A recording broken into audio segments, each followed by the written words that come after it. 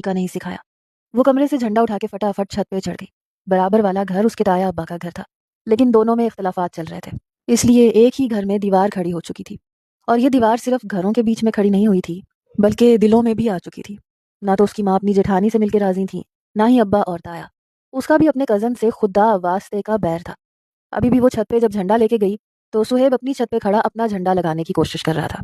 जब सुहेब ने उसे देखा तो अपना रुख बदल गया। हम दोनों ही अपनी उस फेवरेट पानी की टंकी पे चढ़ चुके थे। घर तो हमारे अलग अलग हो गए थे, लेकिन पानी की टंकी एक ही थी। और सबसे ऊंचा झंडा मैं लगाना चाहती थी, और यही खब्त शायद उसको भी था। हम दोनों ही अपनी अपनी सतह से टंकी पे चढ़ चुके थे। जब मैंने अपना झंडा टंकी पे लगे लोहे के पाइप पर बांधने की कोशिश की तो कहने लगा, देखो शराफत से हटा लो यहाँ से, क्योंकि यहाँ पे सिर्फ मेरा झंडा लगेगा। मैंने कहा, पहले आइए पहले पाइए, इस बुनियाद पर मैं यहाँ पर अपना झंडा लहरा चुकी हूँ, इसलिए चलो शाबाश पीछे हटो। उसने मेरा झंडा मेरे हाथ से छीना और छत पे फेंक दिया। मेरा तो खून खोल के रह गया। मैंने कहा, सुहेब मैं तुम्हारा खून पी जाऊंगी। कहने लगा, मुझे पता है तुम्हारा ड्रैकोला के खानदान से ताल्लुक है। मैंने कहा, तुम्हारे ही खानदान से है। मैंने अभी तक लोहे का पाइप पकड़ रखा था।